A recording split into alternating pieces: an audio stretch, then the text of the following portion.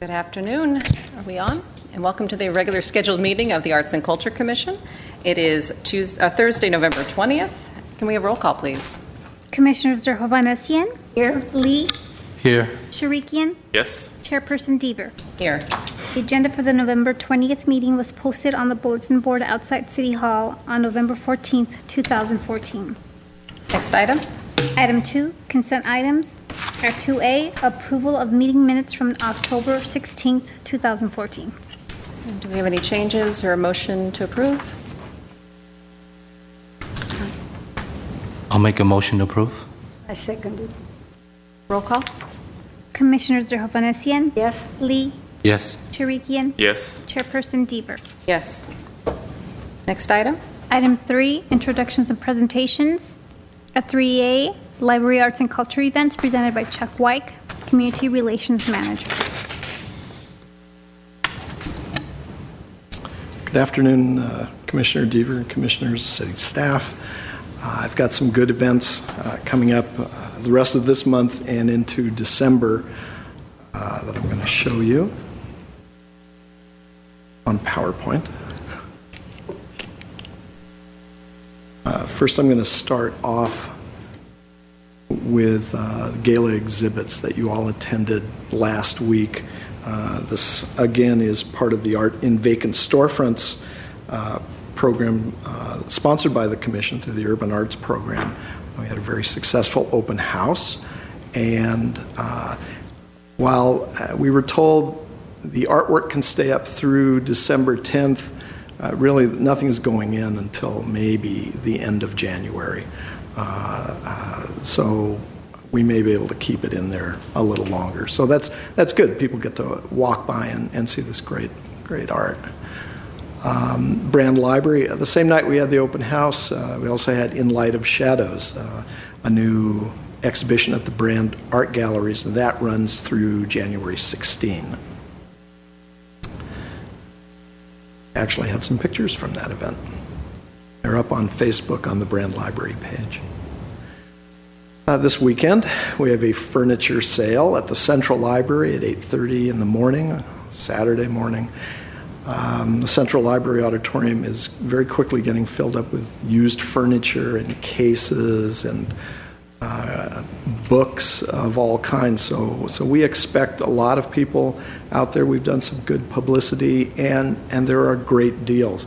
And if I may, there's a 10% discount for anybody who says the words Swaggy P. All right. That's a special code that the staff only will know. ARPA and AULOS is actually part of your cultural and performing arts programs. This will be the last of the series that you've funded, and this is going to be up at St. Mark's Episcopal Church. We have a flute and harp duo on Sunday, November 23rd, again this weekend at 6 o'clock. So I hope you can come out for that. Up at Brand Library in their recital hall, they have an author series. Every few months they bring in a really outstanding authors, and Kendall Brown has written a book on gardens of North America. It's called Quiet Beauty, and that'll be on December 11th. If you don't want to go to that, there's on December 6th, there's up at the Chevy Chase branch, we've got a woman who claims to have known Lee Harvey Oswald. Yes, and you can hear her talk on December 6th at 1 p.m. at the Chevy Chase branch. One World Rhythm. Now that's a musical group. They do a lot with percussion and singing. It's very interactive with kids.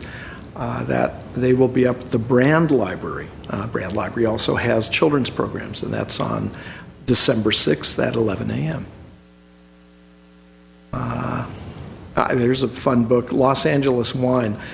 You may know that we have winemakers up in the La Crescenta area at the old winery.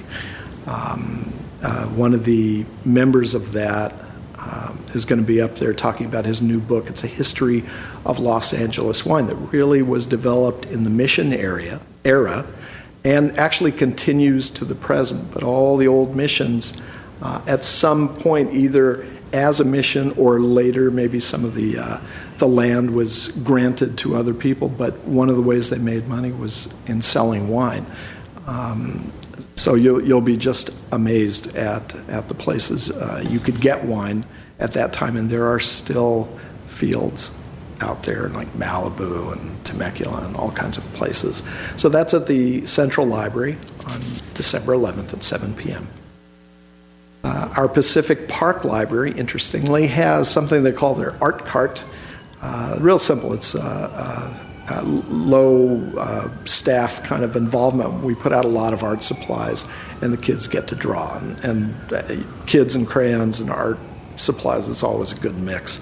So that's at our Pacific Library every Saturday, unless we're closed for a holiday. That's at 11 a.m. I gave you a flyer on the Dominican Holiday Fantasy. Now, this violinist is an outstanding violinist. She's based in London, but she's from the Dominican Republic. She will be in concert at the Brand Library on December 12th at 7:30. That's with a real fine pianist from the LA Philharmonic.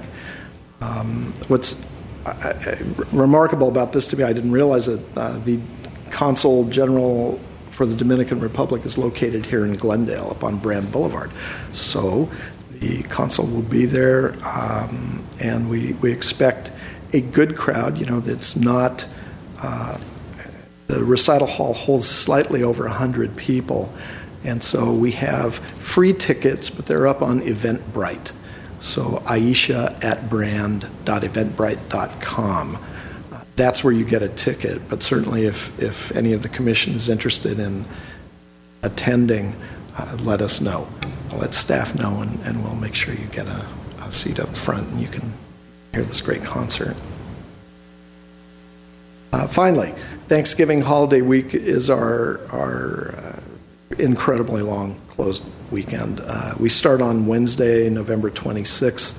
Most of our sites close at 5 p.m., except for Chevy Chase, and they're just closed the whole day. And then we're closed from Thursday through Sunday, the rest of the week. Real long weekend from November 27th through the 30th. You can, of course, look on our website or use our mobile app, read a book, download some music or movies or whatever you're looking for. That's about it for the library. Okay. Any questions, comments? Well, comment is that it's fabulous that we have so many events. Anybody who's interested in any of cultural or any artistic endeavor, we have almost several things during the week or every week. And I'm so proud of our city and our programs and art and culture and library events. People don't know this, how much work is being put together, and that's fabulous. It's really, I'm very proud of all of you. Thank you. Next item. Item 4, oral communications. And we have no cards, so next item, please. Item 5, business agenda. At A1, information item, update on the 2013-2015 Arts and Culture Commission work plan. All right. Our next PowerPoint. Just as a preface, this is an information item and does not, at this time, require Arts and Culture Commission action. So the Arts and Culture Commission successfully served as the advisory board to the City Council regarding the administration of your urban arts program. And consistent with its goal of raising awareness of arts and culture in Glendale, the Commission successfully directed the development and implementation of the scope of work for a number of the 2013-15 work plan projects. So this update is provided in anticipation of the Commission moving forward with the development of its 2015-17 work plan. Again, the urban art program was adopted from an ordinance that established the requirements and procedures for providing public art in conjunction with new developments in the city. The program requires that private development and commercial and mixed-use zones provide artwork on site that is equivalent to 2% of the project value, or make an in lieu payment equivalent to 1% of the project value. An ordinance was later introduced designating the Arts and Culture Commission as the advisory entity to the council for management of the urban art program and fund. So your duties include being an advisory to the council for the management, monitoring of the in lieu payments, developing a policy for the distribution of those funds, and providing recommendations to the council on the appropriation of the fund. Last March 2013, the Commission approved a 2-year work plan that outlines the guiding projects and priorities for the Urban Art Fund appropriations. And this budget was approved in the amount of $371,000 for the 2-year cycle. By the close of fiscal year 2013-14, so that would be June 2013, $151,948 was encumbered, and the current total value of the Urban Art Fund is now $2,645,132.49. So I'm going to take you through 3 of the programs so you can think about what we're going to do with the next 2-year program. I mentioned ARPA and ALOS. That's part of the cultural and performing arts programs. So from June through November 2014, 13 micro grants were awarded to provide free performances to residents and visitors. And the performance styles range from jazz to rock to classical. There's West African. That particular group is, they do classical music. Most of the events were held up at the Brand Library on their new plaza. And truly, most of the artists, most of the performers were interested in performing at the Brand Library Plaza. You know, that was our reopening year. But here you can see, late at night, one of the crowds. A little earlier in the day, you get a view that way. It's a real fun group. Just a variety. This particular group was picked up by a social meetup group, so we were just inundated with people who wanted to see flamenco. Again, the crowds. And this is actually from our security camera. So late at night or during the day, you know, we've got these cameras going, and we figured, hey, let's take a picture. It looks great at almost any time of day. This is not quite dark, but even in the dark, it's fascinating to see just because of the lighting. This, I believe, I think that's the flamenco group. They were very popular. But people are lined up all over the place. And again, the last performance will be at St. Mark's Episcopal Church. There was one of the events was at the Central Library. That was a children's opera group. And then there will be two events at St. Mark's, and this will be the last one this Sunday. So the community's response, as you can tell, was very good.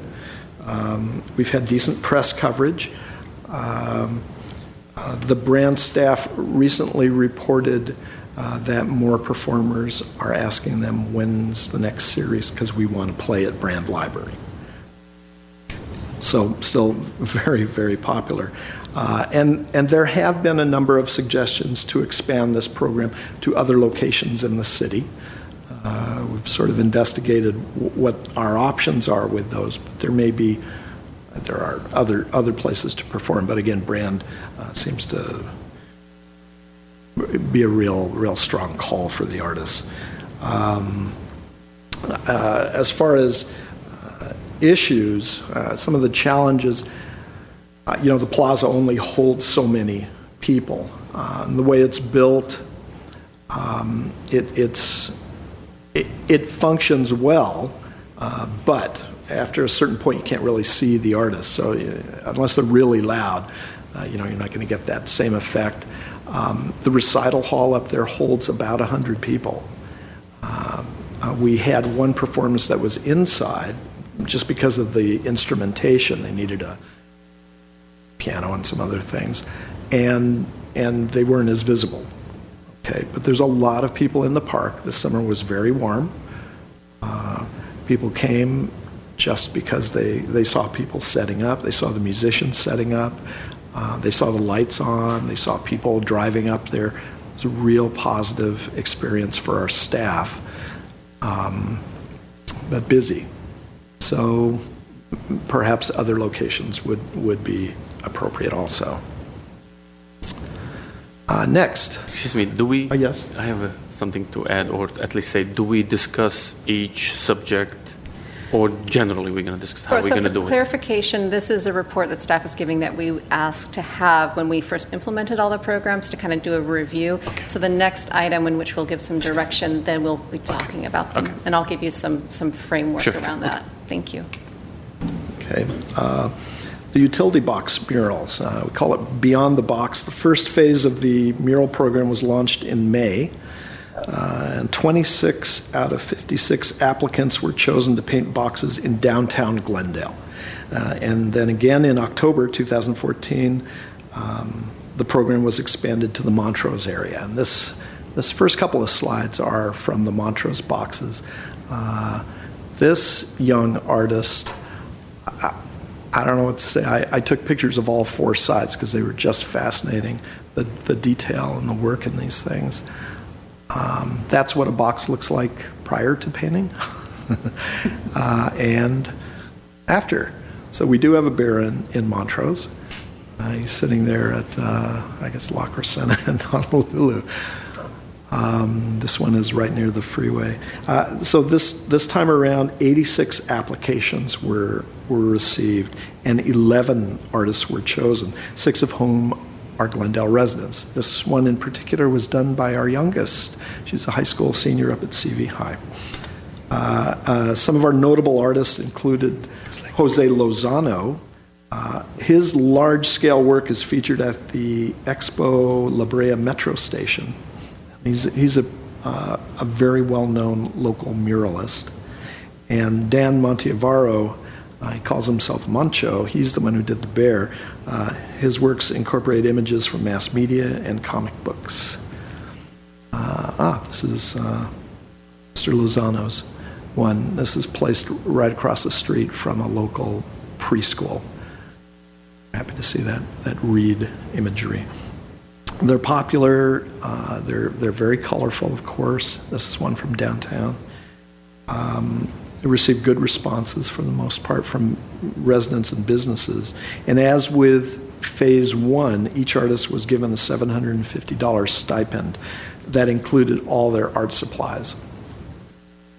The remaining budget of this is $2,250.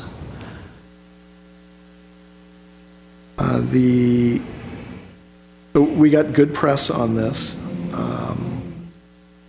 Homeowners and businesses in different areas of the city have expressed an interest in expanding the program to their neighborhoods. As far as I like this one. If you look at the background, it's all brick. He really incorporated the location. One box in downtown Glendale was damaged from graffiti, but the finishing coat that the artists were instructed to use was quite effective, and the graffiti was removed by the city's neighborhood services staff, and the original artwork is left intact. Unfortunately, one painted box in Montrose was incorrectly identified as city-owned. We've contacted Los Angeles County to see if they want to keep the artwork. Interestingly, at the time of painting, several adjacent business owners expressed surprise and occasional displeasure with the activities going on outside or near their businesses. And all of our staff were able to engage them and explain what the program was about. But that sort of probably calls for a little more expanded outreach prior to painting day, even though you would have seen it in the news press or or wherever, or heard about it through the library Facebook page. There's still more work that could be done just to inform people. And finally, I will end with Gala Exhibits. That you know about. This is from your Art in Vacant Storefronts program. And we have a professional services agreement with an artist and curator, John David O'Brien. His PSA was issued to research, curate, stage, and remove 8 art installations. A brand identity, a website, which is gala-exhibitions.org, and it's in your notes, and a program concept were developed to activate temporary art exhibition spaces in vacant Glendale storefronts. Information continues to be circulated among the downtown Glendale business community by John. I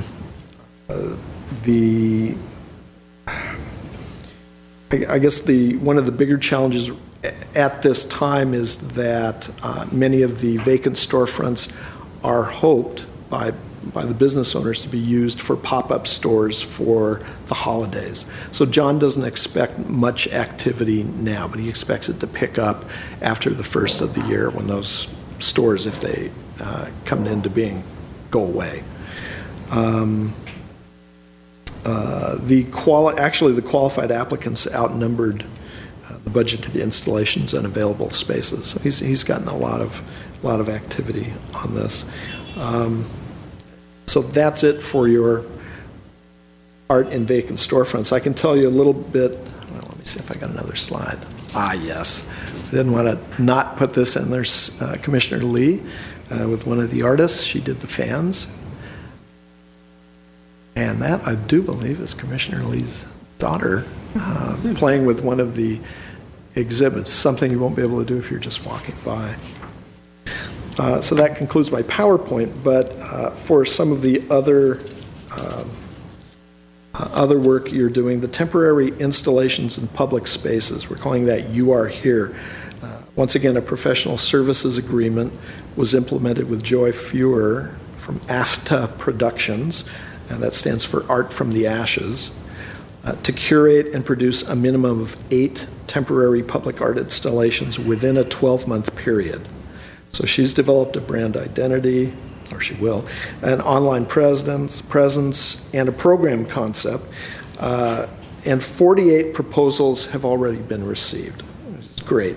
They've been reviewed by Ms. Fewer and her team, and 5 installations are planned in phase 1. Now, the artwork that you see is, again, preliminary. She has sent letters to the artists, but there's more work to do. There are the actual locations have to be determined. So we did have a meeting with Commissioner Deaver, city staff from actually both Parks and Public Works. Contracts are pending. There's just more work to do working out where these are going to go and really if they will fit where they can go. So there's more work. My notes are the good is that artist response to Glendale's expanded role in the arts has been positive. They did get a lot of applicants. The location determination has taken more time than was anticipated. So in the next phase, additional time should probably be considered for this part of the process. I'll move on to the signature art event. Local nonprofit Glendale Arts was selected to research, plan, produce, and coordinate a 2015 signature event on behalf of the Arts and Culture Commission and the City of Glendale. The event is to encompass several blocks in downtown Glendale with multiple entertainment stages, activities for children and families, artist market, food vendors, and a beer garden. A professional service agreement is in development and will be brought before the Commission for recommendation to City Council in January. And we've encumbered $60,000 for that project. The last 2 here, murals on city property. Once locations, city properties are identified, a draft RFP or a request for proposal for this project will come before the commission. We anticipate that to be in February. The commission encumbered $45,000 for that. Capital improvements to city facilities for art. The City Council, you may recall, denied moving forward with a feasibility study. And due to lack of sufficient operational funding and limited public access, it was determined that the Civic Auditorium was not a viable option. Finally here, while not under the purview of the Commission, it should be noted that the YMCA project in development with the Meta Housing Corporation is moving forward with affordable housing at the 121 North Kenwood Street location. The anticipated groundbreaking is December 2014. Tenant selection preferences to include income qualifying artists are being determined. So you will have some involvement in that. The project will include a public gallery space of approximately 1,000 square feet. And while the city will be involved in operational discussions, it is not expected that the city will operate the gallery space. And then we have a maintenance and conservation budget of $15,000 and a discretionary budget of $30,000, and both those remain unspent. So for this report, there is no cost associated, for your information only to move forward. Thank you for that comprehensive overview. It's appreciated. It was one of the things that we wanted to do when we made the original approvals, is to come back and say, okay, what worked, what didn't, since this was the first time that we had entered into these types of programs. What I'd like to do is invite, if there are questions specific to this for staff, particularly those that we won't be talking about in the next item, or questions about the first three, which was the utility boxes, the performances, and the Art and Vacant Storefronts program. If there are very specific questions to this report, we can ask them. Otherwise, we can follow up with questions and discussion in the next item. So are there any questions or comments about anything from this report specifically? Comments, yes, but not questions. Is it okay? Commissioner Devash? No. For the music, I need to say that, it was fantastic, whatever we had at Brand. I need to give credit. I talked about it last time to our staff member, Mr. Blair, and our Commissioner Kevanyan, who they really sieved out. There were so many applicants, and our staff who processed so many requests and proposals from the artists for that. And as far as the utility box, I cannot hold it till the end of the thing, is that everybody talks about it. It's the talk of the town, because every day we walk at the Montrose shopping park. I think of it as a Montrose village, anyhow.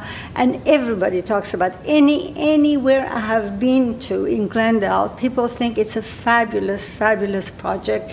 They say that now we feel that the city kind of is involved and wants to promote art. And I was really impressed by the work and by the commissioners who attend to all of these events, and the commissioners who were involved, who send the emails with all the pictures that now I have it on my computer as well. I want to thank.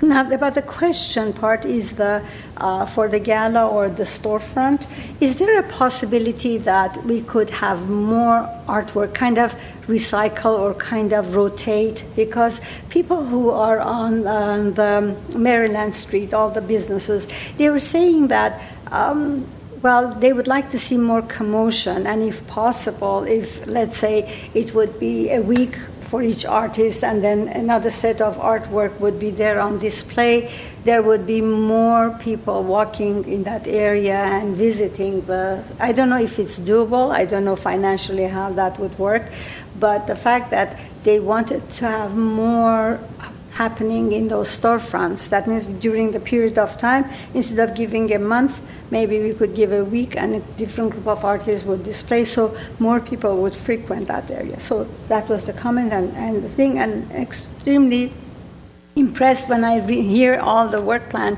and what has been done, as you mentioned, Chairperson Dever, that it's very interesting to see such a comprehensive report all put together, and what has been done, and all the do's and don'ts about it. That's fabulous. Thank you. Thank you. I have a couple of questions. First of all, I want to congratulate all the staff and everybody that is involved in those projects. They have done an excellent job. And I've been following up certain artworks and the people that they've been working. They're very talented, I should say. That's number one. And the staff is talented too, that they are handling all those and juggling the time and the scheduling. I know it's a lot of work. Of course, we are here only a couple hours. We talk about it, we congratulate, but I know behind the stage there is so much work needed to be done, and I want to congratulate every one of them, not only the people here. My question is the following. We have 6 projects which we have already approved, and 3 of them, they're already almost ended. The utility box almost finished, the performing program almost done, the art in vacant stores, we're halfway done. The 3 other ones, the installation in public spaces, the signature art event, and the mural on city property, are we going to supposed to finish those by June 2015, or is it December 2015? Because 2015 is a 12-month period. Yeah. Because it's taken longer to figure out the logistics on the temporary art, from the start of that, whatever it is, then a 12-month period. So we hope by the beginning of 2015 we'll have it in place, and then it'll be through that year, calendar year. Okay. My follow-up question is, I've noticed certain projects have leftover amounts which we have not spent, which is fine. Can we spend those as we go along within this fiscal year, or do we need to keep them and approve it for the next fiscal year? Whatever is remaining, we can decide to spend in this fiscal year or just turn it over. Okay, all right, okay. As of now, right now, I'm okay. Thank you. And I had a question to that effect, actually. The performing arts grants, there was 6,600 left over, I think, in that program. Is so that's funding that just we never allocated for other performances. Is that correct? Or did something come in under budget than we expected? Do we know offhand? I think we're going to have to come back to you on that one. Sure. I'm not sure. Okay, no problem. Let us know in the next meeting. That would be great. My other question pertains to the space, the capital improvements to city facilities. I'm just not recollecting. I do remember that council denied moving a feasibility study forward with a outside contractor. My recollection was that there was some discussion about it occurring in-house through economic development. Am I remembering that wrong? No, I don't think you're recommending that wrong, but I think, it wasn't mentioned in the report, but I think the thought was if the city council is declining, that we can't do it in-house. Mm-hmm. But I think it's something study we couldn't do in-house, as opposed to not the operations, but the feasibility study. There's not staff capacity to undertake that right now. Right. And the sentiment, although not formally expressed, was that there really isn't a facility within the city that could serve as a gallery space. We explored the Civic, and it just didn't seem feasible because of the operational costs. We would only be able to have it open when the facility was rented, and that's not truly a community gallery in my mind. So their focus was really on the Meta project, the Y project, and hoping that would serve as a community gallery. Okay. And that will come to pass as that project moves forward. I guess my request is, because this part of our work plan feels like it's dangling to me, and space is such a huge issue. We've talked about it at the commission. We've heard it from the public. And I'd like to, at some point before the fiscal year is over, to bring this item back and talk a little bit more about it, because I'm not entirely confident that our initial interest in this feasibility study was fully communicated appropriately maybe to council, because what I'm hearing a little bit is that staff doesn't have time to do the feasibility, which I understand, and we don't want to have somebody else do it, and we don't have space that we can operate. But I think the intention was to have somebody kind of think about what are all the kind of creative options. Are there developers out there that do creative space that could be enticed to participate in some way to bring space forward, or incorporating it into their developments through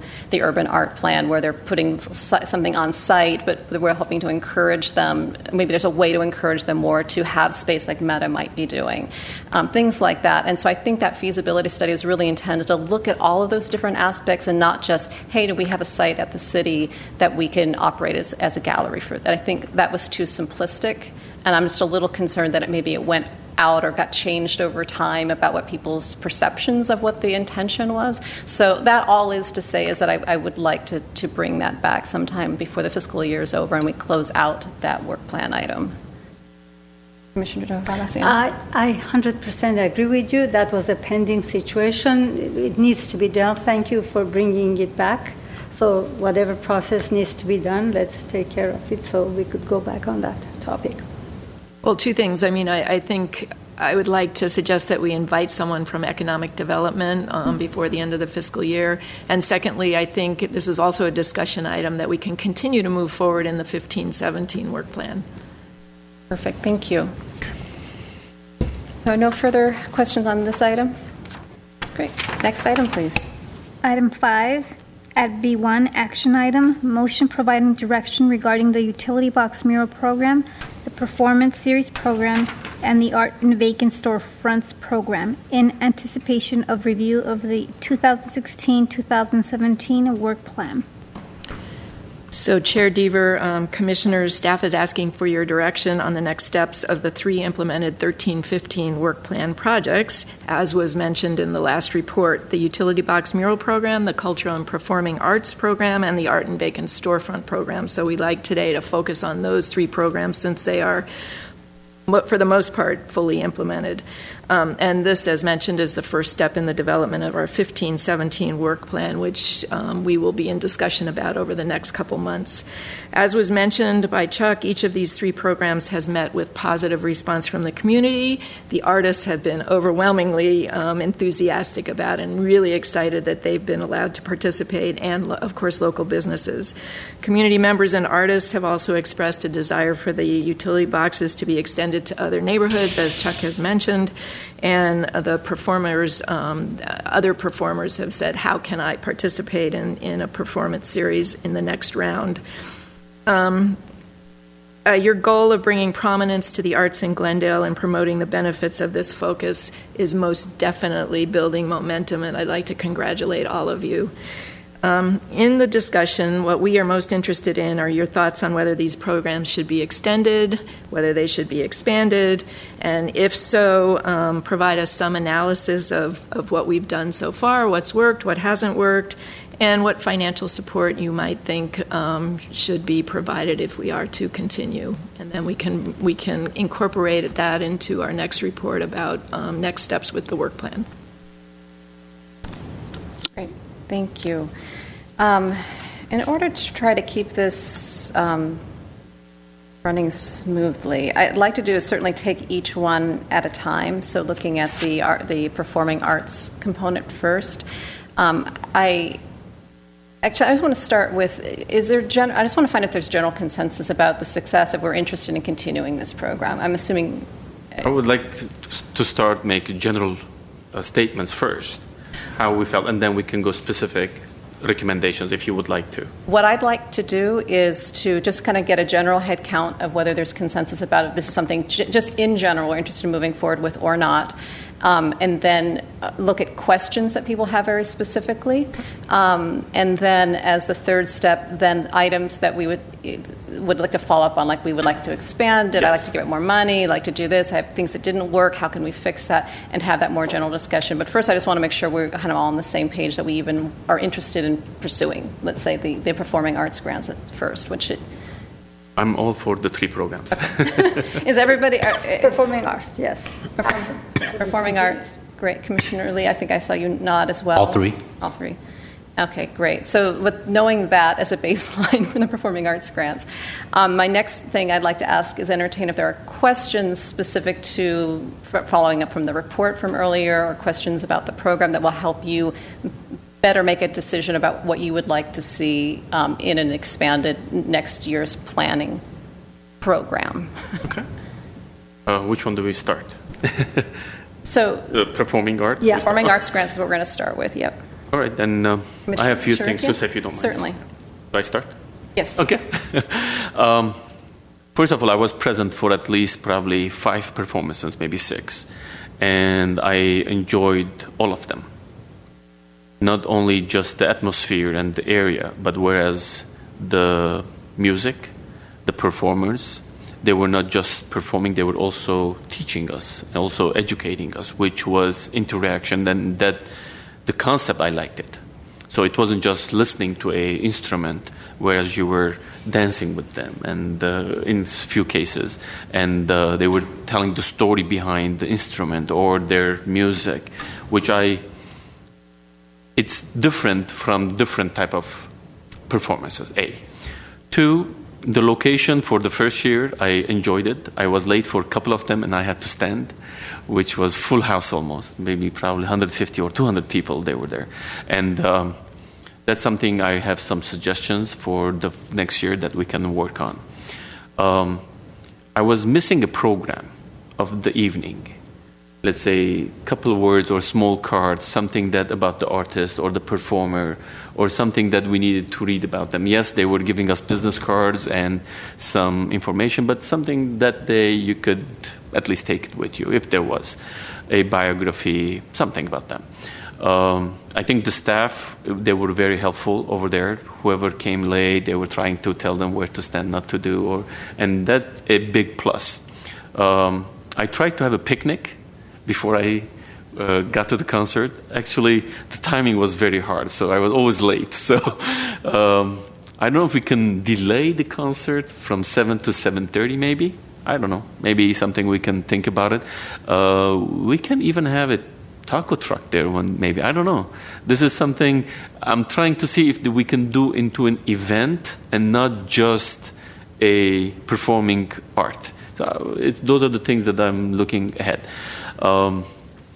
As of now, one of the things I want to suggest is I'm thinking of a amphitheater style location. So I know that the Brand Library has a garden, the stairs going up to the library.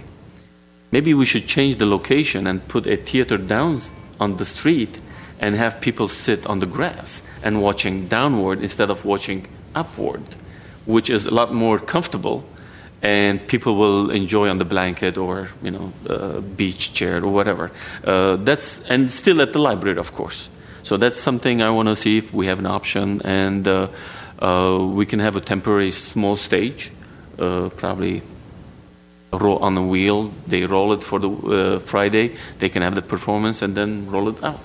So this is something I'm trying to see if we can promote it, and we'll have maybe 500 and 600 people, or maybe 1,000 people coming up for a concert, and we'll make a statement. As of now, right now, this is it. Thank you very much. Other commissioners? Well, if we want to do that, I think we might not need a stage as much, but we need to block the driveway. That means we should stop one of the entrances to the library and then block that front part where the stairs goes up. And people who can't sit on the grass, they can sit on the steps. Yeah. So that way but if that is possible as far as parks. But that's an idea, because I noticed that there's a great welcome on that idea.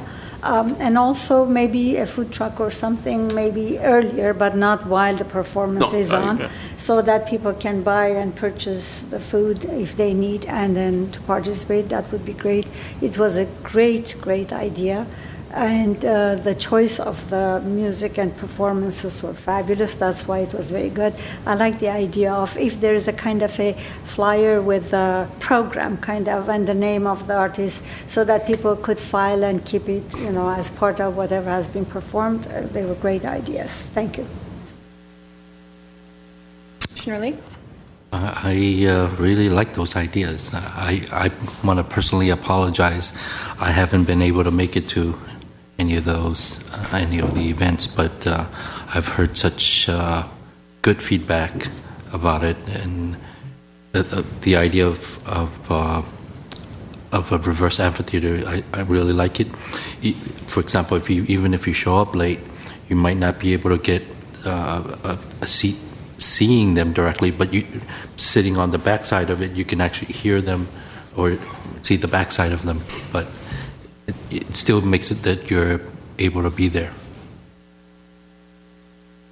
So a couple things I just want to make sure, reiterating that I'm hearing is, and some of this falls under the purview of the library, and some of the things I'm hearing would require or have a budgetary component to that, whether it's programs or it's moving the venue someplace else to accommodate more, because I'm thinking about sound and electricity, all those kind of lighting, that type of thing, and what that feasibility is for that.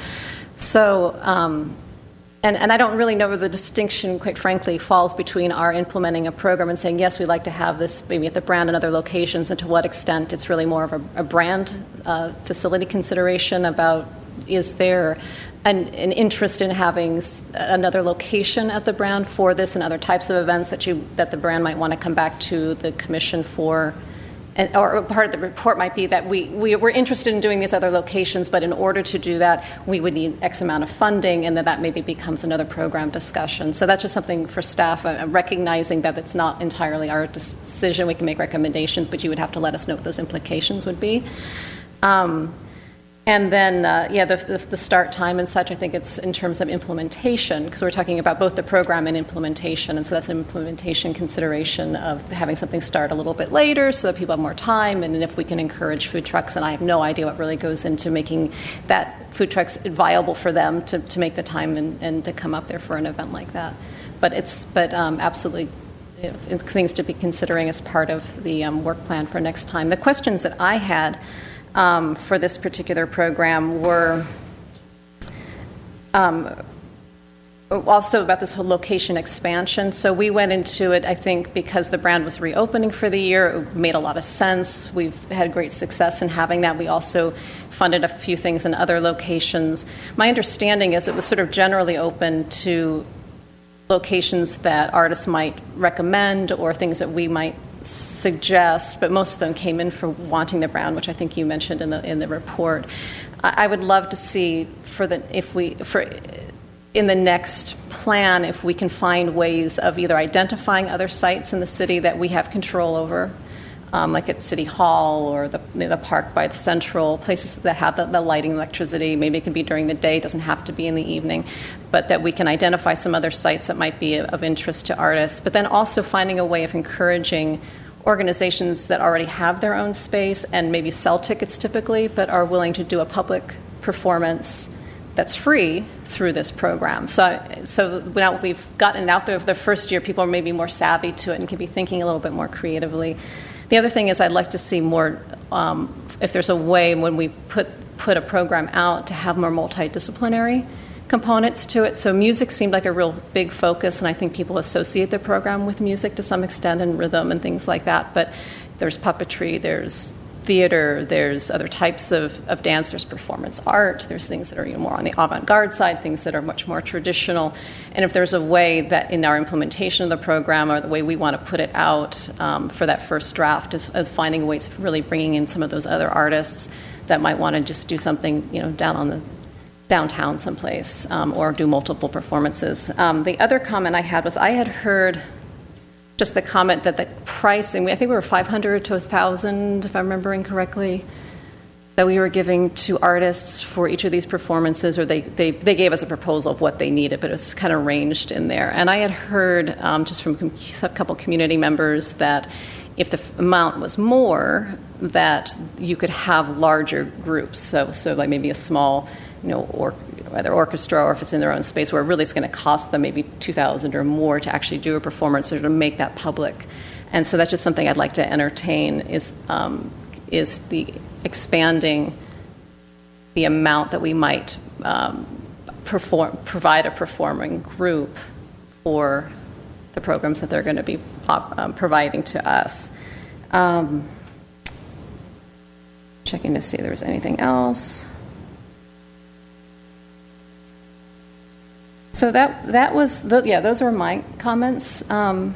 Commissioner Darvanasian? I think something that made it very catchy was the outdoors. The fact that whatever performance we had was in an open space made it very different from all the other performances that we have in town. So having in mind, first we have to see what are the open spaces that could accommodate this kind of stuff. Then we can see if those open spaces could have the thing for a larger group to perform, then to think about the budget if we need to extend. So first we need to add, because there are many different halls and churches and etc. and school auditoriums and etc. that they are there for performances, but to make sure that this was unique because it was outdoors. So let's go from there and the music, and then we'll see what is possible, and then to follow up with the rest of their suggestions. Can I add? Yes, Commissioner Shurikian. Again, it seemed like to me like real estate, location, it's the main element in our program, this program. The outdoor has a big role on it. In my opinion, the reason this program was to allocate and find groups that they are not very famous, but they are talented. And we are giving them the chance to come and perform for a smaller group, maybe 500, maybe 1,000 one day. But again, that's what I'm going for, and not a professional, well-known artist, because those people are already known. They might not need the space and the time for it. The variety of the music that we had, from African to Spanish to American, all those pop music, that's what it made it rich. I think the variety selection was there with the performing music type of thing. Now, I definitely agree with you. We need to go beyond just the music, maybe performance as dance, other means of performance. There are many ways. So therefore, this is going to be a challenge, the transition from this year to the next year. Let's see how much we can expand, how much our choices can expand, so we can get more people involved. But I still think the location is open space, which is lovely. It gives you that concert. It gives me that, sometimes you listen to Bocelli, outdoor Italian concerts on the sea. It gave me that feeling, but in a smaller scale, of course, where there was no sea or lake. But that's what I felt. And that's what I'm heading into, a small community, but it gives you that rich culture feeling. And hopefully we can make it. Now, what refers to the performers, I think the group, our subcommittee, had an excellent job choosing those performers. But we can give them guideline to open up a little more and have performance as maybe poem reading. I'm into that too. I love that. Dancing, maybe a magician. I don't know. You know, there are many different type of performance, which is more entertaining, not just cultural. So those are new challenges that we will find in the next fiscal year, and hopefully will make things more exciting, not just for us, for the public too. And so what I'm hearing on that, and maybe it's premature to be talking about it, maybe it's once we actually get a plan and then start talking more specifically about how we do the outreach. But certainly what you're talking about, I can see if we're putting out an RFP, we're saying these are the 4 categories. We need to fill 5 in each of these categories, and we're going to do maybe 2 higher, larger groups, more established, and some that are more emerging. That would be the $500 for a one-night performance. And so maybe we can be a little bit more specific in our next plan, to a little bit more targeted. That's at the top of these successes. So my question to staff, is that enough information to be able to come, or too much information to come back to us when we start talking about the actual plan, about probably a little bit of increase in funding, a little bit more specificity, a couple changes, and letting us know what this discussion might cost on the other end to implement if we wanted to go that way? Without a doubt, you've given us a lot of input. So yeah, we'll think about it in terms of budget and what programs, food trucks, and we'll also look at the different opportunities for venues. I mean, we might also think about 2 series, one that is outdoor and one that is more conducive to indoor, and name it something else. So there are a lot of different ways of going, I think. But great ideas, and I like every one of them. Great. So the next program then is the. Sorry, I'm a little bit tired today. So it is the. I was looking. I'm like, I think that's what it is. But before I say it, okay, yes, the utility box. So the same process. If we can, in general, are we feeling consensus? I heard a couple three, like definitely on all three. Commissioner Hovnanian agreed. Perfect. Okay, so we're all on the same page about wanting to continue with this program. So with that, let's go through the same process with comments and questions about that. What's to start? Okay, I'll start. Perfect. Again, this was, although our neighbor's city had similar program. I've been driving in Pasadena, North Hollywood, Silver Lake area. They do have similar things. And of course, I'm not involved with their programs, but it gives you the reaction of, okay, we are part of the greater Los Angeles art program or art concept. Now, what refers to the specific desire of what area we need to target. And when Mike reported us that by mistake we painted one of the county boxes, I like that. Then that means county is willing to work with us in a way. We hope. We hope. I mean, we can go by mistake, paint their boxes and tell them, sorry, it was painted. They're not going to say no. They're not going to ask us to remove it, hopefully. But they may. So what I'm trying to say is find, in the next fiscal year, find a place, find the streets, find the busiest area, business district and residential district, so we can implement this program in demand, to supply demand our public. I would like to see to divide into two groups. For example, have a student category, 18 and under, and dedicate them like 5 or 6 boxes, and the people that were pro and dedicate them 10 or 15 boxes. Because you cannot compete as a student with a professional, of course, although we were very fair when we were choosing them. But still, when you have 500 students or 100 students acting or asking for this box, then you can choose some of them from there. So this will give us 2 categories, and in my opinion, that will probably get better review from the schools, art classes, and the profession will be, I'm pro, and then I'm going to compete with the professional, not the kid. But the kid will be fair too, that, hey, I'm in there with 13 or 14 years old kids, then I have a chance to win. Or to get chosen at least. So those are the 2 ideas I have now. Thank you. Other commissioners? No, I'm fine. Commissioner Gonzalez, anything? As is good, and we can get all the suggestions as well. Commissioner Lee? Timing, giving them one day, I think that was okay, but earlier start maybe. A good, better point. Just happened to be the days we've been picking are a bit warm, and then some of them had shade, some of them didn't.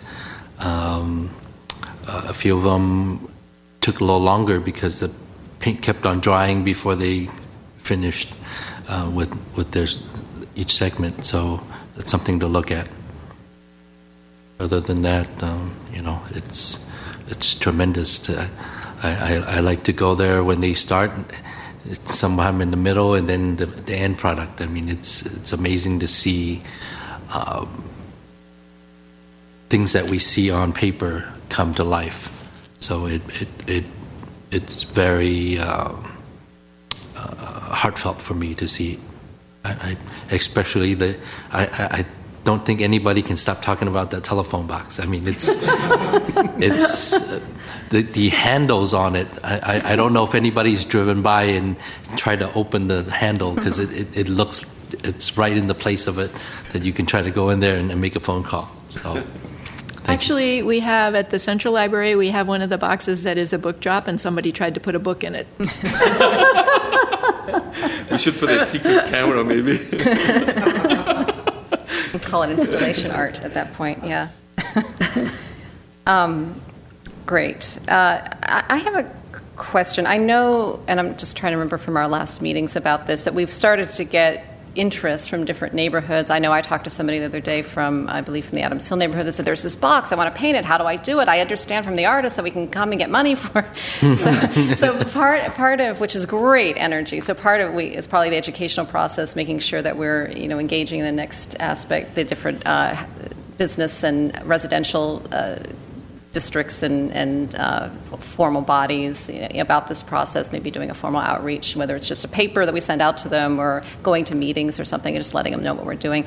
But I'm curious, because I think you've probably already put some thought into this about how the selection might go for the different neighborhoods. Are we starting to create a list of neighborhoods that we want to explore at this point? Well, as you were talking, I was thinking probably our next step, because what we've done with the 2 neighborhoods is only identify the boxes in those neighborhoods. So I think between now and the next report to you, we'll see if we can pin down with our other departments where all the boxes are in Glendale. And then that'll help us decide how much we want to invest in this, knowing that we invest X amount per box. And then from there, we can identify the neighborhoods that we want to focus on if we're not going to do everything. This is now, it's kind of a well-oiled machine, so we can move a lot faster now that we know. I mean, with a few improvements, I think it'll be fairly easy to implement on a much wider scale. Right. We just have to identify the boxes. And I really like the idea of maybe reaching out I'll look to Chuck, because when you talk to the county, I think we should ask them if they're willing to allow us to use the boxes, because that's one of the confusing points that we haven't talked about, and that is people don't understand, why is this box painted and that one isn't? So that's something else I'd like to explore. And I don't know whether it would be helpful or not, but we could engage with our sister commission, the County Arts Commission, to see if they could help us in that conversation. And I have some contacts there if that's helpful. Very. Okay. And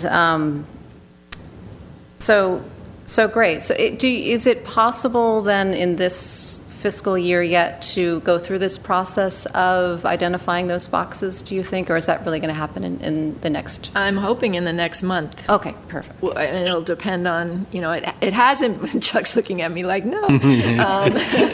What we will do is try to get some numbers by Fair this enough. month. I was just trying to clarify, when this comes back as part of the overall plan, you'll have all that information so you can make a recommendation to us about what, in terms of what's out there, how much we might want to allocate, what we think is feasible to actually implement in a year given staff and timing, and we can, so that when we're moving forward, we can actually have that whole plan in front of us. I mean, the other way to go, if we don't think we can get every box in Glendale, is for you to give us direction as to which neighborhood, maybe 3 or 4 neighborhoods that you'd like us to focus on. I mean, the input that I've gotten is from the Adams Square area. Actually, a resident in the GCC area called and said we really want it here. Kenneth Village, there's been some interest expressed in that area. So, but if you'd like to give us direction to kind of, if we can't get every box in Glendale, we could focus on Right. 3 or 4. I think Tropico had come up as well, which is sort of Adams Hill adjacent, I had heard. I can add a couple things. Like I said earlier, we need to focus on 2 areas. One, business. That could be Glendale Boulevard, for example, or California, one of those streets. We covered the main 2 streets, which is Central and Brand, but there are many other streets, of course. And we can cover also North Glenoaks or the Glenoaks area completely. Now, those are business area, but whereas residential, if we invest our next project into a single-family housing area, but we need to pick the area that more people walk on the streets. I think Montrose was a nice location, but after 6:30, 7 o'clock, you probably won't see anybody walking on the streets. I'm not saying that's the wrong place, but what I'm saying is let's find a residential area that is more accessible, and apartments, for example, or condominiums where there are more people instead of having single family or close to a park. close to a park, maybe. The next question I was going to ask about is the budget we still have remaining. I think we allocated like $30,000 for this budget, and we have left over about $2,200 roughly. The amount of boxes we put, 26 and 11, about 37 or so. In 2-year period, I think that is a good enough number to do. But that, what I mean is between 2015 and 2017. Let's spend all the money.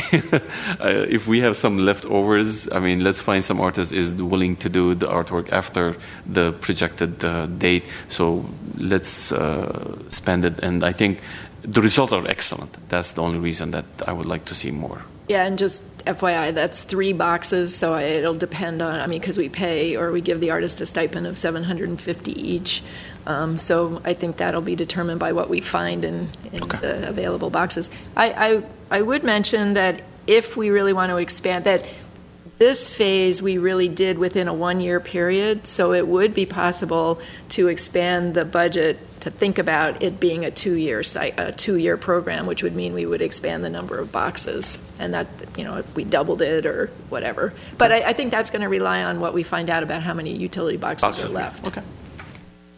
The only other question that I had was when we are working in specific neighborhoods, whether it's like that's a business district or there's a homeowners association or something involved, because the comment had come up about some people didn't really know about it, and you know, some businesses or some people, most people seem to love it, some people didn't. Can't please everybody, but I would love it if staff could consider for this program the opportunity to bring in a member of the community from which those boxes are coming, if there's an organization from which that might be chosen to sit in on the selection committee, just so that there's some, and I know that they can be challenging if we're trying to do something really quickly and there's not necessarily a process or it's not vetted, but at least maybe opt for that up to established organizations to say, you know, if you want to nominate somebody to participate in this program for the selection. So something to think about. Commissioner Lee.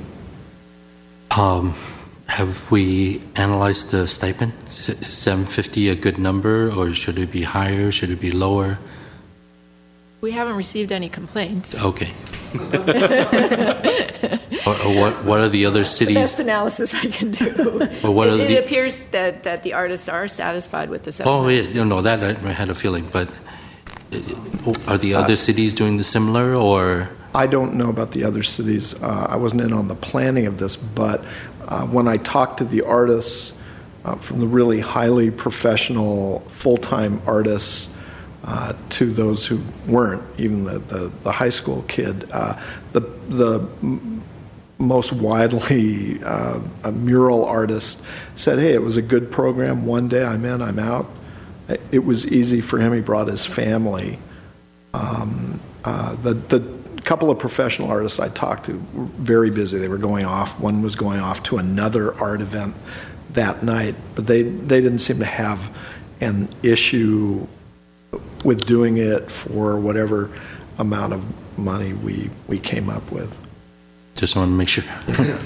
My recollection was that there was some research done from other cities, and then we were matching pretty closely what is the norm for the area. And so it seems that this is at least one of our programs that wasn't underfunded, and everybody seems to have worked across the board. So hopefully we can kind of keep with that then the next year. Does staff have everything that you all need to move forward? Great. So then last piece then is the Art in Vacant Storefronts, our gala.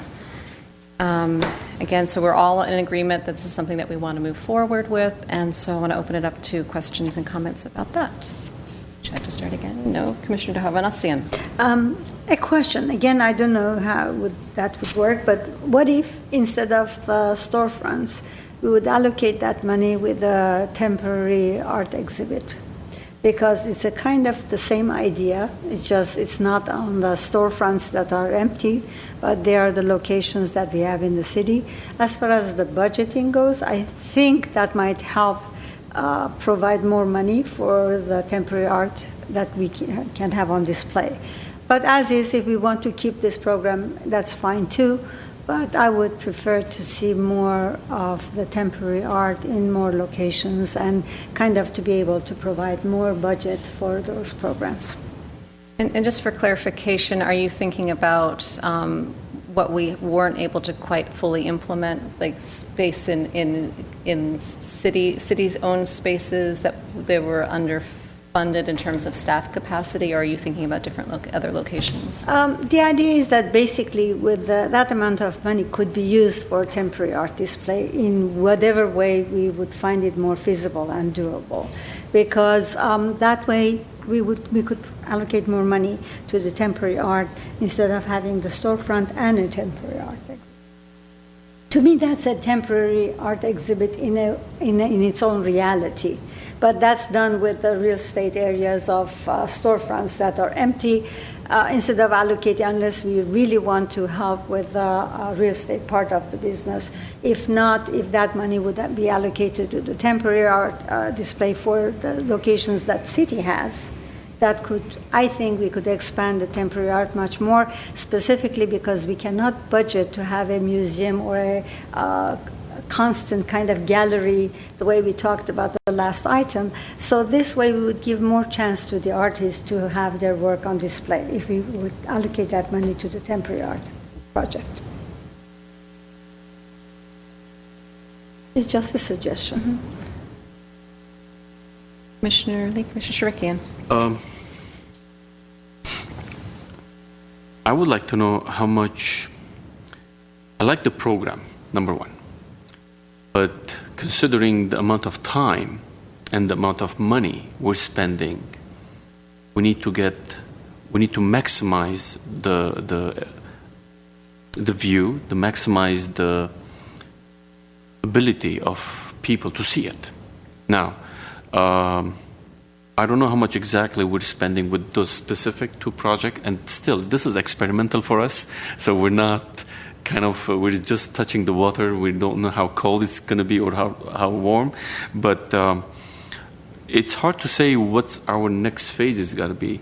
We can guide them and ask our next manager or whoever is going to be our contractor to be more specific on certain area, not a certain district. But again, this is a program that we are testing and we're experimenting. I would like to see spending less money, because this $60,000 for a budget like this, it's a lot. We can probably do something different with the money. That's the only question I have, and I want to emphasize maybe after this for a new program, so we can allocate some money towards there, maybe. But again, it's the timing and the durability of the exhibition, which is we're experimenting. I don't know. We'll figure it out. Okay, that's much. A question actually is to follow up on that. Do we have or can we see or be reminded of the actual artist's budget and how that was allocated, so we can better understand how that $60,000 was spent? Because I know the ASF cover insurance and the actual work on the spaces, and I don't know if stipends go to artists, I believe, as well.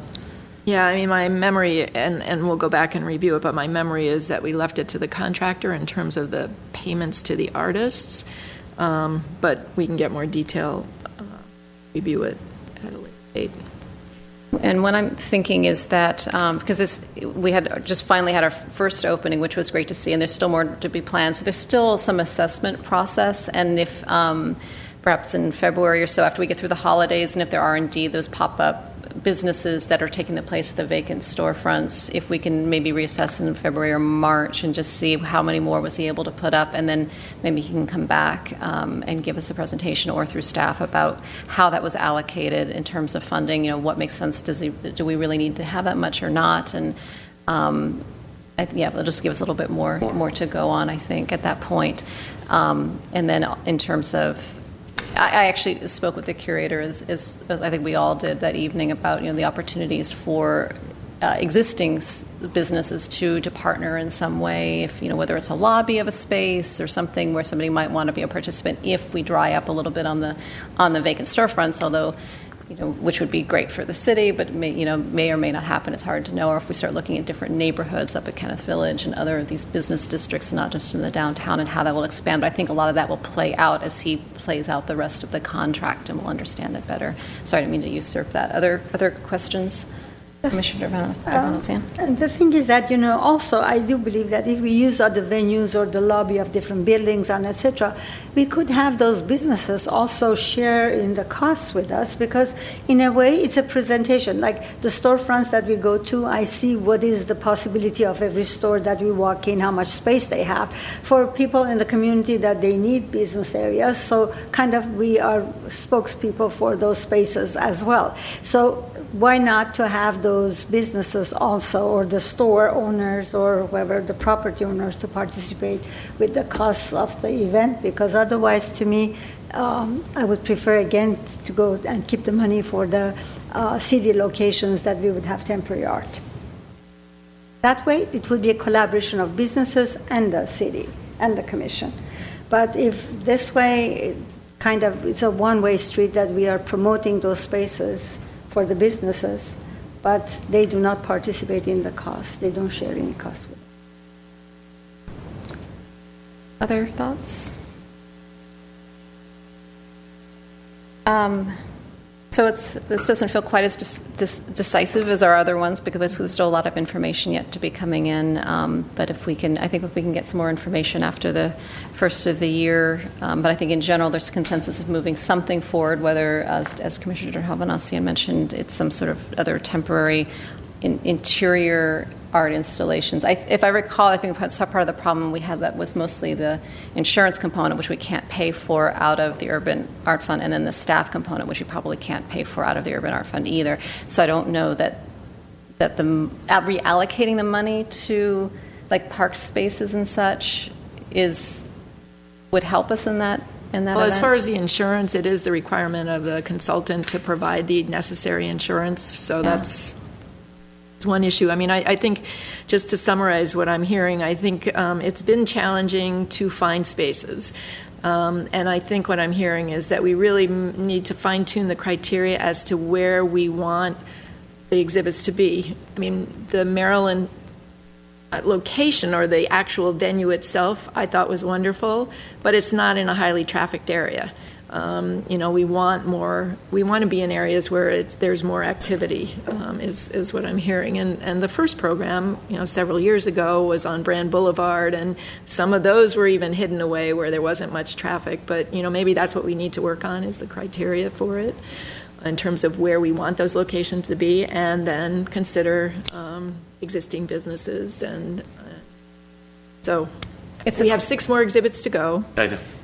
If we can find spaces.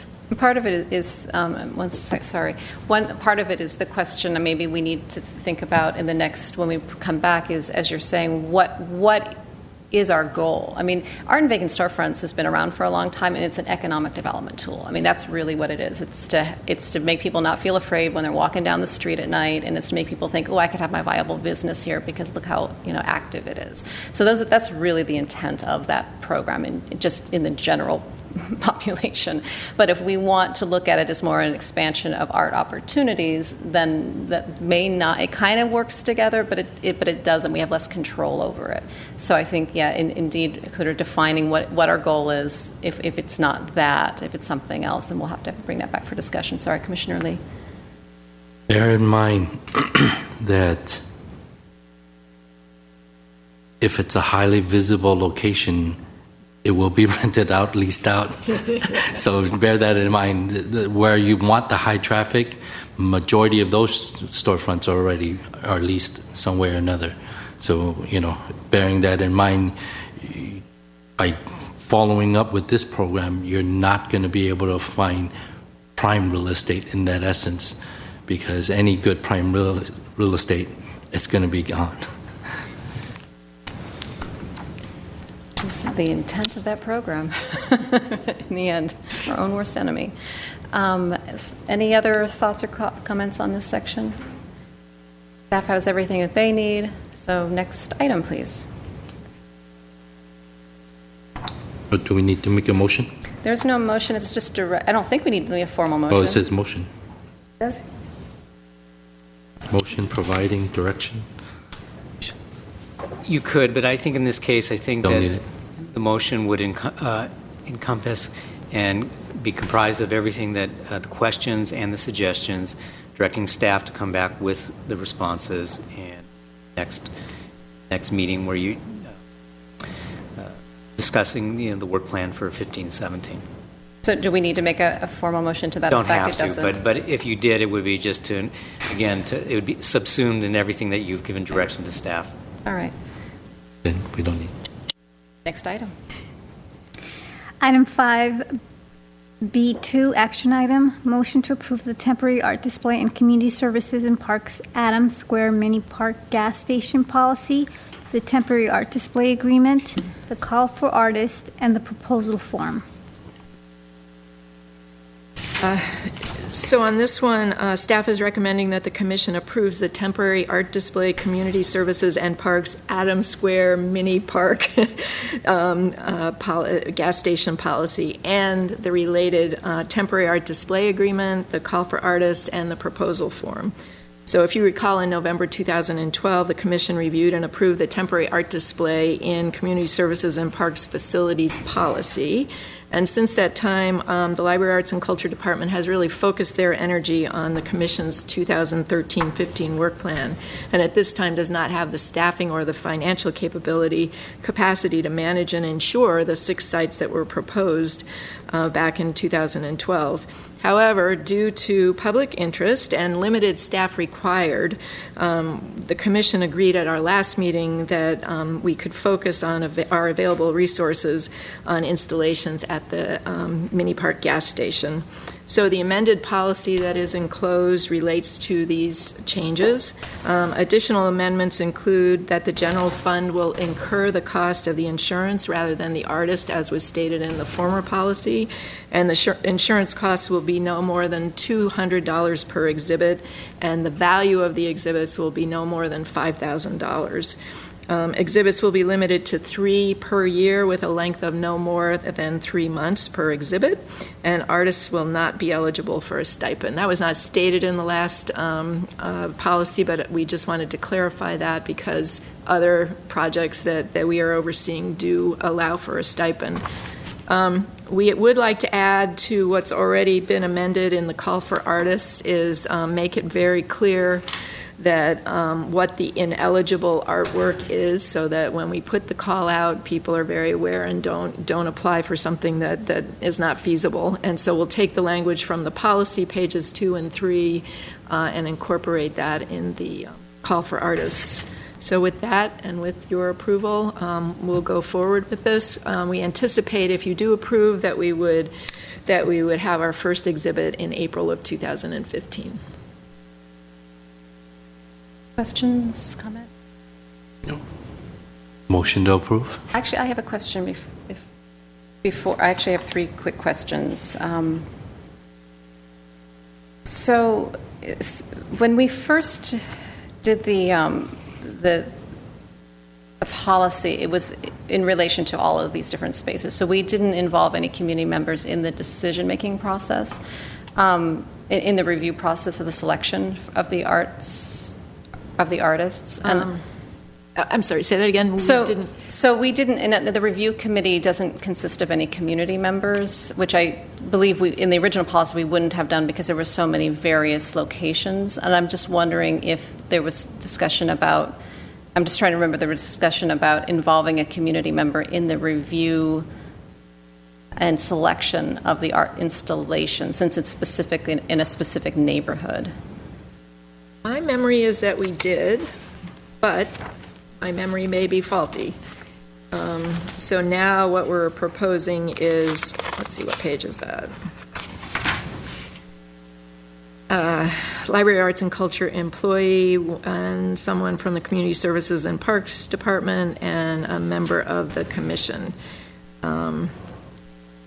Perhaps we didn't. So if you'd like that to be considered. I'm tossing it out there if there's others who are in agreement. I just feel like because it's a very specific site within a community that's both a business association and a homeowners association, or a neighborhood association rather, that it unlike some of the other locations that we were looking at for this program originally, it would be nice to have somebody from that community involved in that if they so choose. Commissioner Darvanasian? I agree with you, just we need to specify that for specific locations, we might need a community member, so that if we use this policy at large for all the other possible locations, so it would not be a mandate that there would be a community person. But for Adams Square, definitely it is a small group of kind of population that they are very tight and they are very involved and they are very proud of their own their location there, the gas station thing. So for that one specifically, I think it would be great if you could include a community member. But let's specify in the policy that it is for specific areas we might need that, not that for every location chosen. Yeah, and this policy is specific to the gas station, so if we get to the point of expanding, then we would have to revise another, or create another policy or add to this one. Would we want to narrow it down to a member of either the neighborhood or homeowners or merchants association? Because I guess there's some logistics in terms of selecting someone. I would recommend not putting them at odds in terms of, who would it be. I don't know what their relations are from one to another. I don't mean to complicate things, but I think if we could open it up to the business association and open it up to the homeowners association, if they so choose to have somebody sit in on it, they may or may not want to do that. And they could solicit from their membership. Exactly. Yeah, I think us soliciting. Absolutely. Right. I think it is incumbent upon the neighborhoods that if they want participation, that they select somebody and be the representative, but would need to mostly comply with our schedule and such. That would be my recommendation. That means there's a possibility of 2 or 3. 1, 2, 3, 4. It could be up to 5 people. 5. Okay. If I'm counting that correctly. Bear that in mind when we're in the selection process. It could be a possibility of 5 more. 5 total. 5 total. The other question I have is on the local preference piece, which is on page 3 under the selection criteria. And I know we've gone through lots of discussions. There's a lot of reasons we want it to be Glendale. Again, this was originally written for a sort of broader scope. I just want to make sure, this is my own, again, floating this out there, but I don't want that to be a weighted local preference, which is sort of how it reads right now, as opposed to being one of the selection criteria. I'm sorry, point to the section. So page 3, section 9, selection criteria under local preference. Are we in the policy or? It is in, it's the call for artists is what I'm looking at. Sorry. Thank you. And I don't know if it's in the other pieces. That's just where I picked it up. Okay, section 9. Halfway down. In local preference. Okay. Yep. So the way that reads to me right now is that preference is given to a local artist as opposed to it being one of the criteria, whereas if you have a really great artist that everybody really wants and you've got a Glendale artist that maybe it doesn't work quite as well in that space, that we have to give it to the Glendale artist. And I want to make sure that is not what we're saying. So we can do preference may be given at... The wordsmithing piece of it doesn't matter to me. I'm concerned about it being interpreted as a weighted criteria. So whatever gets us out of that is what I'm good with. So what do you mean by that? So what Presents may be given instead of will be given. Will be given. That's what. So the selection criteria was originally, and correct me if I'm wrong, was originally written all with the idea that we had maybe 5 different spaces around the city, and we were really focused on wanting to make this program about local artists. We wanted to give them an opportunity to hang their art in city walls.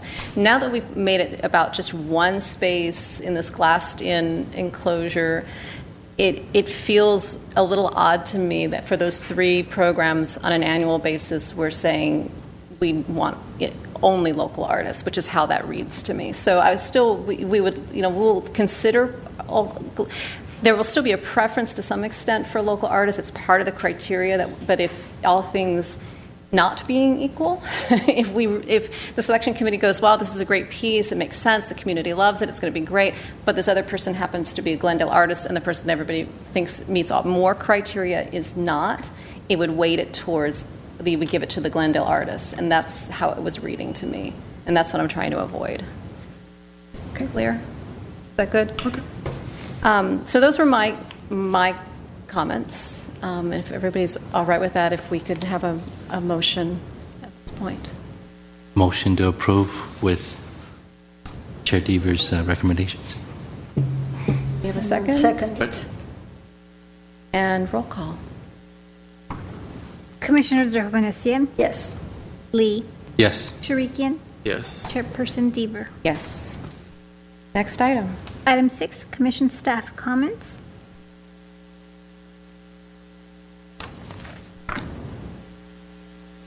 Comments from, I probably missed it.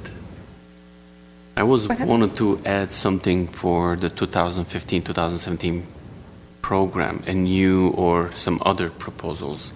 Do we still have time for that?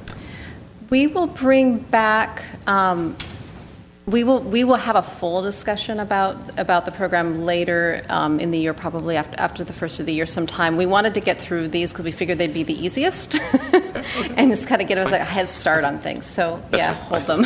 Thanks. Just want to make sure. No, perfect. Please do. So we're in commission and staff comments. Do we have comments from commissioners? Updates? We received this package. Commissioner Shrikian, yes. We received this package in our mail. I don't know what it referred to. It's a exhibit 1, temporary public art. Are those only examples of what we might see? These are, examples of what you might see dependent on the location and how it works with the artists. They are the 5 artists that our consultant has sent an opening letter to based on whittling down all the proposals. Okay, that's fine. I just want to be on the same page. We're good. Other comments? This is for the temporary art, correct? The temporary art installation program, yes. But nothing has been finalized, though. Nothing about No, it. no. Just, it's as Information for us. Ms. Cleary? do you- Yeah, the issue that we really next time around need a little more time to sort out is that in thinking about placing artwork in different sites throughout the city, you really need to figure out the logistics of that, whether the Parks Department, for instance, is okay with whatever the installation is. There's one piece in your packet that, they have to think about irrigation and the safety of it if it is a climbing piece. So those issues are being worked out right now, and we're pretty close to concluding that process. And the contracts have not been issued to the 5 artists until we can work that out. but we have the choice of having 5, is that correct?